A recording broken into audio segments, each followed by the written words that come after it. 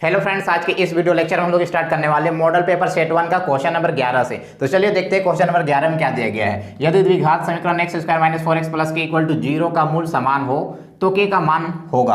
k का मान ज्ञात करने के लिए बोलेगा, क्वेश्चन को ध्यान से अगर देखिएगा तो यहाँ पे क्या बोलेगा, मूल समान हो। जब मूल समान है बोलेगा उस समय क्या लेंगे हम लोग, मूल समान कब होता है, जब d बराबर 0 होता है। याद रखिएगा, कभी भी बोल देगा मूल समान हो तो उस समय d बराबर क्या ले सकते हैं, 0। अब d का फॉर्मूला अप्लाई कीजिएगा। d बराबर फॉर्मूला क्या होता है, b स्क्वायर माइनस 4ac। 0 को सेम कॉपी करेंगे। b का, a का और c का मान रखिए। b का मान चेक कीजिए। सबसे पहले b का मान क्या है, -4 है तो यहाँ पे हो जाएगा -4। देखिए फार्मूला में स्क्वायर है तो स्क्वायर ले लेंगे। 4 को सेम कॉपी करेंगे और a और c का मान चेक कीजिए। a का मान क्या है, यहाँ पे कुछ नहीं, मतलब नंबर क्या है 1, तो यहाँ पे 1 लेंगे। और c का मान चेक कीजिए। c का मान क्या है, k है तो k लेंगे। राइट साइड का 0 को जैसा है वैसे उतारेंगे। अब इसको चेक कीजिए। -4 का स्क्वायर क्या हो जाएगा, ये होगा 16 माइनस 4 को 1 को और k को गुना कीजिए, कितना हो जाएगा, ये आ जाएगा हम लोग का 4k। राइट साइड में क्या है, 0। अब k का मान निकालना है तो k का मान निकालने के लिए क्या करेंगे, दोनों k केवल लेफ्ट साइड रखेंगे, बाकी बात सभी को राइट साइड हटाएंगे। ये +16 उधर जाएगा तो क्या बनेगा, ये हो जाएगा -16। यहाँ से -4 को भी हटाइए, k के साथ -4 गुना कर रहा है तो ये राइट साइड जाके ये भाग करेगा। अब चलिए कैंसिल कीजिए, कुछ कटेगा क्या, देखिए नीचे का माइनस ऊपर का माइनस कट गया और 4 के पास हम दोनों आता है, 4 से काटिए, 4 का 4 और ये वाला 4 चौके 16। इस प्रकार k बराबर कितना आ गया, आंसर 4। चलिए ऑप्शन मिलाइए, कौन सा ऑप्शन सही होगा, ऑप्शन नंबर देखिए सी सही हो गया। चलिए इसी तरह से हम लोग नेक्स्ट क्वेश्चन की ओर बढ़ते हैं। कौन सा क्वेश्चन, देखिए क्वेश्चन नंबर 12 में आगे बढ़ते हैं। क्वेश्चन नंबर 12 ध्यान दीजिएगा क्या बोला जा रहा है। हमारे पास एपी दिया हुआ है, क्या क्या एपी है हम लोग का, 24, 21 और 18। और इसका क्या निकालने के लिए बोला गया, सार अंतर निकालने के लिए बोला गया है। और सार अंतर को सूचित कैसे करते हैं, डी से सूचित किया जाता है। डी बराबर फॉर्मूला क्या होता है, a2 माइनस a1। तो अगर सार अंतर निकालना है तो उसके लिए आपको a2 और a1 का a2 का और a1 का मान पता होना चाहिए। कौन कौन सा a2 और a1 का मान होता है उसको ध्यान दीजिए। ये हो जाता है हम लोग का a1 का और ये होता है a2, ये होता है a3। इस प्रकार से आगे बढ़ते जाता है। अब चेक कीजिए, निकालना क्या है, सार्वंतर निकालना है तो लिखेंगे यहाँ पे सार्व अंतर। और चेक कीजिए सार्व अंतर को सूचित कैसे करते हैं, डी से। और डी बराबर फॉर्मूला क्या होता है, a2 माइनस a1। चलिए चेक कीजिए a2 का मान चेक कीजिए। a2 का मान क्या है, 21 है तो यहाँ पे 21 हो जाएगा माइनस। चेक कीजिए a1 का मान कितना है, 24 है तो 24 ले लेंगे। अब यहाँ चेक कीजिए, इसको माइनस कीजिए। 24 में हम लोग जब 21 घटाएंगे तो क्या बचेगा, -3। आंसर मिला, कौन सा ऑप्शन सही होगा हम लोग का, देखिए कौन सा सही हो गया, डी। चलिए नेक्स्ट क्वेश्चन ध्यान दीजिएगा, क्वेश्चन नंबर 13 में। 13 में क्या बोला जा रहा है हम लोग का, हमारे पास एपी दिया हुआ है 2, 7, 12 दिया हुआ है। इसका क्या निकालने के लिए बोला गया, 10वां पद निकालने के लिए बोला गया। 10वां पद का मतलब क्या होता है, a10। देखिए ध्यान से, 10वां पद का मतलब क्या हो जाता है, a10 होता है। जैसे 10वां पद का और फार्मूला क्या होगा, 10वां पद का फार्मूला किस प्रकार से बनाते हैं, फार्मूला हो जाता है a + 9d। ये हो गया 10वां पद। अगर मान के चलिए बोला हुआ रहता हमारे पास 8वां पद बोलता था, 8वां पद को क्या लिखते, a8 लिखते। और a8 का फार्मूला क्या बन जाता है, a + 7d। d में जब d को लेंगे तो उस समय यहाँ पे a जितना रहेगा उनमें से एक माइनस करके d को लेना है। अगर मान लीजिए हमें निकालने के लिए बोलते हैं 5वां पद, तो 5वां पद को क्या लिखते, a5 लिखते। और a5 का फार्मूला क्या बन जाता है हम लोग का, ये बनता है a + 4d। तो हम लोग को निकालने के लिए क्या बोला गया, 10वां पद। 10वां पद का मतलब क्या होता है, a10। और ये 10 का फार्मूला क्या बना, a + 9d। तो अगर 10वां पद निकालना तो उसके लिए किसका किसका मान पता होना चाहिए, a का और d का। और a का मान तो पता है। चलिए ध्यान दीजिए, a बराबर क्या हो जाएगा, जो पहला मान होता है a का मान होता है। a का मान कितना है, 2।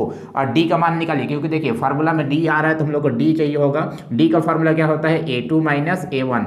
a2 का मान चेक कीजिए क्या है, 7 है तो 7 रखेंगे माइनस। a1 का मान चेक कीजिए क्या है, 2 है तो 2 ले लेंगे। चेक कीजिए 7 में 2 घटाएंगे तो क्या बचेगा, 5। अब आराम से हम लोग निकाल सकते हैं जो निकालने के लिए बोला गया। क्या निकालने के लिए बोला गया, यहाँ से देखिए 10वां पद निकालने के लिए बोला गया है। अब 10वां पद को सूचित किससे करेंगे, a10 से। और a10 का जब फार्मूला बनाएंगे तो इसका फार्मूला क्या बन जाएगा, a + 9d। अब चलिए मान रखते चलिए, a का मान चेक कीजिए कितना है, 2 है तो 2 रखेंगे प्लस 9 को सेम कॉपी करेंगे, यहाँ पे गुना का साइन। d का मान चेक कीजिए कितना निकाले, 5 निकाले तो 5 ले लेंगे, 2 प्लस, चलिए चेक कीजिए ये दोनों गुना कर दिए, 9 और 5 गुना करेंगे कितना हो जाएगा, 9 × 5 = 45। जब इन दोनों को जोड़िएगा तो कितना होगा, 47। ऑप्शन मिलाइए, कौन सा ऑप्शन सही होगा, ऑप्शन नंबर बी। तो ये था हम लोग क्वेश्चन नंबर 13। चलिए नेक्स्ट क्वेश्चन ध्यान दीजिएगा 14 में। क्वेश्चन ध्यान दीजिए, समरूप त्रिभुज के संगत कोण खाली स्थान होते हैं। क्वेश्चन पूछना चाह रहे हैं समरूप त्रिभुज का संगत कोण क्या किस प्रकार का होता है। तो याद रखिएगा, याद करने वाला समरूप त्रिभुज का संगत कोण बराबर होता है। कौन सा ऑप्शन होगा सही, ऑप्शन नंबर ए। ये था हम लोग का 14। चलिए अब इसी तरह से नेक्स्ट क्वेश्चन की ओर बढ़ते हैं। लेकिन फ्रेंड्स, क्लास को आगे बढ़ाने से पहले अगर आपने अभी तक हमारे चैनल को सब्सक्राइब नहीं किया है तो प्लीज चैनल को सब्सक्राइब करके बेल आइकन को प्रेस कर दे। और वीडियो पसंद आने पर वीडियो को लाइक कीजिए, कमेंट कीजिए और अधिक से अधिक दोस्तों के पास शेयर कर दीजिए। चलिए अब क्वेश्चन नंबर 15 ध्यान दीजिएगा। क्वेश्चन नंबर 15 में क्या दिया गया है, त्रिभुज ABC में यदि DE समांतर BC हो तथा BD equal to 7.2 centimetre, AE equal to 1.8 centimetre और AC इक्वल टू 5.4 सेंटीमीटर हो तो AD का मान क्या होगा। AD का मान निकालने के लिए बोला गया है और क्वेश्चन में यहाँ पे ध्यान दीजिएगा, यहाँ पे क्या बोला जा रहा है, DE समांतर BC है। देखिए त्रिभुज का एक भुजा लिया गया BC और BC के समांतर एक रेखा खींचा गया है DE। और याद रखिएगा यहाँ पे यदि किसी त्रिभुज के एक भुजा के समांतर एक रेखा खींचा जाता है, एक भुजा कौन सा लिया गया BC और इसके समांतर एक रेखा क्या खींचा गया DE, तो अन्य दो भुजा एक ही अनुपात में विभाजित हो जाता है। वो अन्य दो भुजा कौन कौन सा हो जाएगा, BC हम लोग का यूज हुआ तो अन्य दो भुजा कौन कौन सा बच गया त्रिभुज का, एक बच गया हम लोग का AB और दूसरा क्या बच गया AC। और ये दोनों भुजा एक ही अनुपात में विभाजित हो जाता है कब, जब किसी त्रिभुज के एक भुजा के समांतर एक रेखा खींचा जाए तो अन्य दो भुजा एक ही अनुपात में विभाजित हो जाता है। अन्य दो भुजा कौन कौन सा बचा, AB और AC। और एक ही भुजा एक ही अनुपात में विभाजित हो जाने का मतलब क्या हुआ, AD by DB equal to AE by EC। ध्यान दीजिएगा यहाँ पे क्या हो जाएगा, यहाँ पे क्योंकि क्या दिया हुआ हम लोग का DE समांतर BC मीन्स BC के समांतर एक रेखा खींचा गया DE, तो अन्य दो भुजा AB और AC एक ही अनुपात में विभाजित हो जाएगा। मतलब क्या हो जाएगा हम लोग का AD by DB is equal to क्या हो जाएगा AE बाई AC।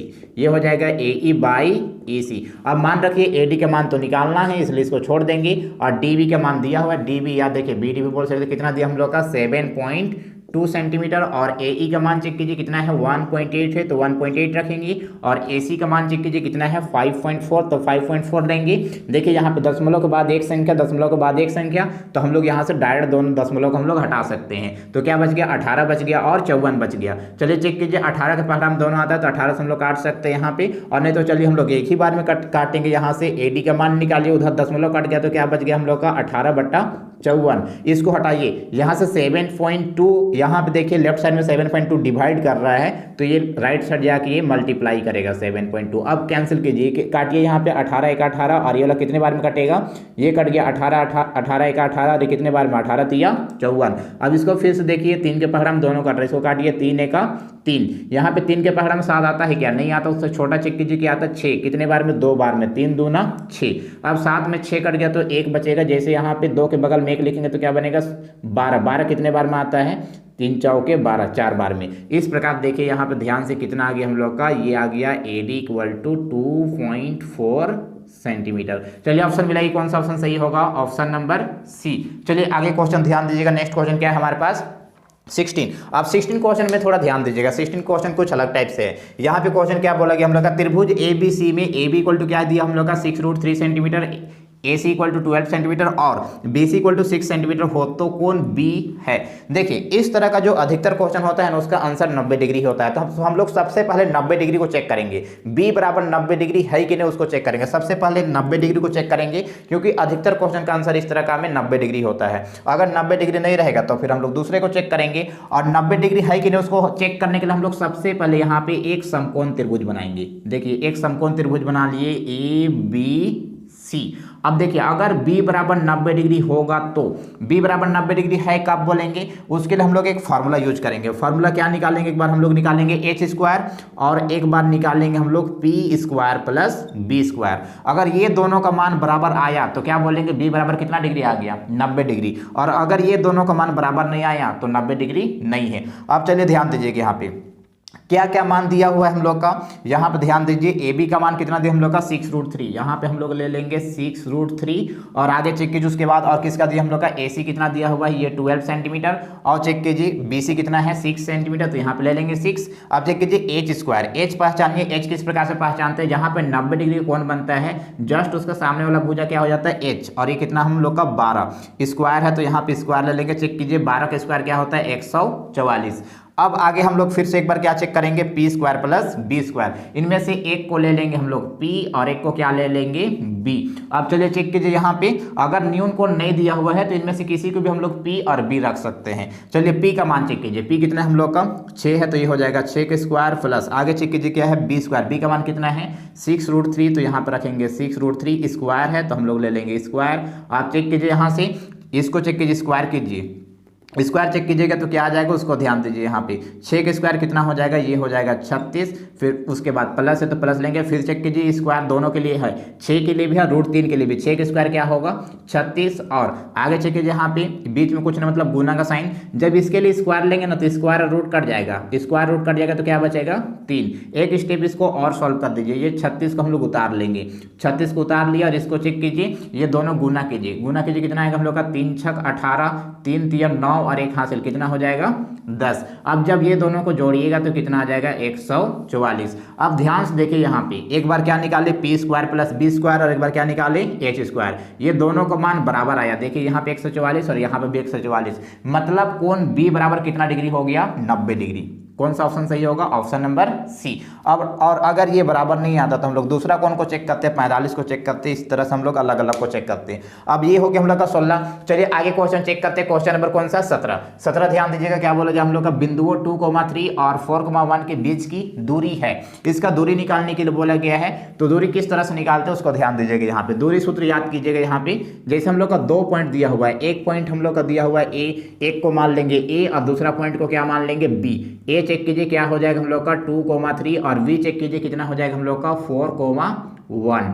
एक को मान लिए फर्स्ट बिंदु को माने ए और सेकंड बिंदु को क्या माने बी। आप लोग पी क्यू भी मान सकते हैं। और किसके बीच का दूरी निकालना है, देखिए ये दोनों के बीच का दूरी निकालना मतलब ए और बी के बीच का दूरी। तो यहाँ पे हम लोग ले लेंगे ए बी, अगर पी और क्यू मानते तो यहाँ पे लेते पी क्यू। और दूरी सूत्र फार्मूला याद रखिएगा, दूरी सूत्र क्या होता है x2 - x1 का होल स्क्वायर प्लस ये हो जाता है y2 - y1 का होल स्क्वायर। ये दूरी सूत्र होता है, दूरी सूत्र को याद कर लीजिएगा। और चलिए यहाँ से चेक कीजिए, मान रखिए x1 x2 और y1 y2 का मान किस तरह से पहचानते हैं। जैसे ये फर्स्ट ब्रैकेट का जो मान होगा 1 1 का और सेकंड ब्रैकेट का 2 2 का, ये हो जाएगा हम लोग का x1 का और ये होगा y1 का, ये हो जाएगा हम लोग का x2 का और एक हो जाएगा y2 का। चलिए मान रखिए, सबसे पहले किसका मान चेक करेंगे, x2 का मान पूछा जा रहा है। x2 का मान चेक कीजिए कितना है 4 है तो 4 रखेंगे, माइनस x1 का मान चेक कीजिए क्या है 2 है तो 2 रखेंगे, स्क्वायर है तो स्क्वायर ले लेंगे। y2 - y1, y2 का मान चेक कीजिए क्या है 1, माइनस y1 का मान चेक कीजिए क्या है 3 है तो 3 रखेंगे, स्क्वायर है तो स्क्वायर ले लेंगे। और आगे यहाँ पे ध्यान दीजिए, इसको माइनस करेंगे तो कितना कितना आएगा, चलिए माइनस करते चलिए। इसको क्या होगा 4 में 2 घटाएंगे तो यहाँ पे 2 बचेगा, स्क्वायर है तो स्क्वायर लेंगे। और इसको चेक कीजिए यहाँ पे